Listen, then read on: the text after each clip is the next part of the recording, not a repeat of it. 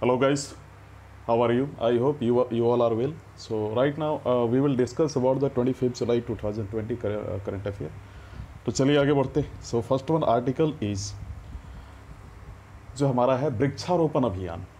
देखिए कोयला मंत्रालय द्वारा इसको ऑर्गेनाइज किया गया है और इसका जो अगर हम बोले व्यापक वृक्षारोपण अभियान में सभी कोयला, लिग्नाइट और पीएसयू को सम्मिलित किया गया, पब्लिक सेक्टर अंडरटेकिंग को.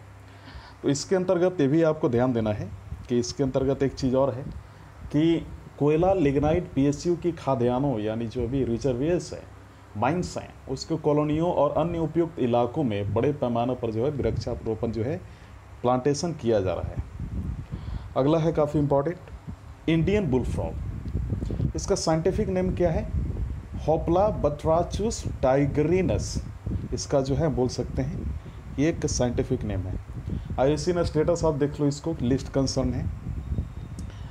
साउथ और साउथ ईस्ट एशिया में आपको मिल जाएगा और साथ ही साथ ये भारतीय उपमहाद्वीप में यानी सब कॉन्टिनेंट में पाया जाने वाला सबसे बड़ा मेढक है.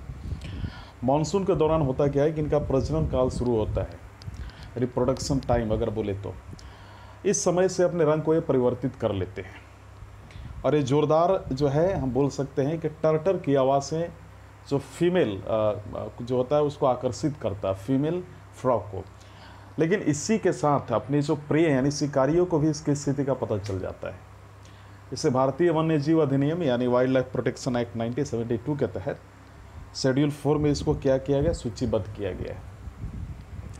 अगला हमारा जो है काफ़ी इंपॉर्टेंट है, international union of railways, railway and diplomacy.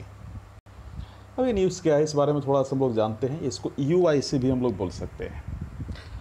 हाल ही में रेलवे सुरक्षा बल यानी आरपीएफ के जो डीजीपी हैं अरुण कुमार, उनको अंतर्राष्ट्रीय रेलवे संघ के उपाध्यक्ष के रूप में नामित किया गया है, ये चेयरमैन के रूप में. अब अगला यहाँ पे वाइस चेयरमैन के रूप में. अब अगला यहाँ पे ध्यान देना है कि इसके बारे में थोड़ा जानते हैं. देखिए यूआईसी एक फ्रेंच शब्द है बेसिकली, जिसका अर्थ अंग्रेजी में इंटरनेशनल यूनियन ऑफ रेलवे होता है. तो फ्रेंच शब्द यानी यूआईसी का फुल फॉर्म फ्रेंच में क्या होता है?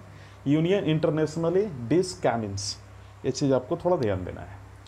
देखिए यूआईसी विभिन्न रेलवे प्रणालियों की जो है इंटरनेशनल प्लेटफॉर्म है. यहाँ रेलवे के जो है इंटर ट्रांसपोर्टेशन या फिर हम बोल सकते हैं अंतर परिचालन तथा जितने विश्व में रेलवे के लिए समान तकनीकों को, मानकों को विकसित करने के साथ साथ रेलवे डिप्लोमेसी को सशक्त बनाने का कार्य कर रहा है.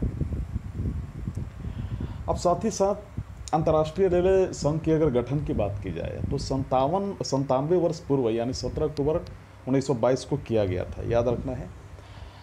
ग्लोबल प्लेटफॉर्म पर बात की जाए तो रेलवे परिवहन को बढ़ावा देना तथा उसकी गतिशीलता और अगर हम उसके विकास करें, विकास की बात करें सस्टेनेबल डेवलपमेंट की, तो उससे जो रिलेटेड जो चैलेंजेस है उसका सामना करना ये इनका मेन पर्पस है. देखिए मुख्यालय पेरिस में है, फ्रांस में, और मेंबरशिप 144 यानी वर्तमान में अंतर्राष्ट्रीय रेलवे संघ के अंतर्गत भारत सहित 144 सदस्य यानी 144 कंट्रीज़ हम बोल सकते हैं.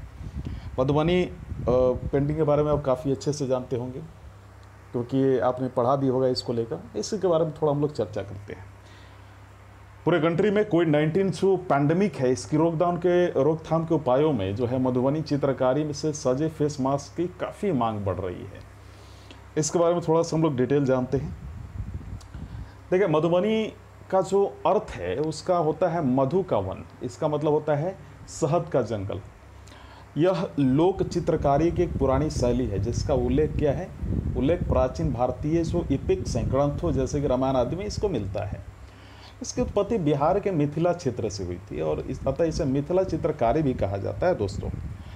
अगला इसमें देखना है आपको काफ़ी इम्पोर्टेंट है कि मधुबनी चित्रों में जो है ट्रेडिशनल रूप से उंगलियों तथा वृक्षों की छोटी छोटी टहनियों का उपयोग किया जाता है.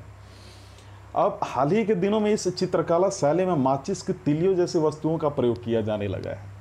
चित्रकला की यह शैली पारंपरिक रूप से जो अगर हम बात करें तो इस क्षेत्र की महिलाओं द्वारा की जाती है. हालांकि वर्तमान में इसकी मांग को पूरा करने के लिए पुरुष भी चित्रकारी करने लगे हैं. यह चित्रकारी जो है जनजातीय रूपांकनों और चमकीली मिट्टी के रंगों का उपयोग करने के कारण ये काफ़ी ज़्यादा लोकप्रिय है.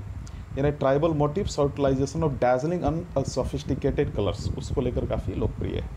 मुझे उम्मीद है कि आज का वीडियो लेक्चर आपको पसंद आएगा और आज का पेपर 2 का कोई वैसा टॉपिक नहीं था तो कल हम लोग मिलते हैं फिर। धन्यवाद।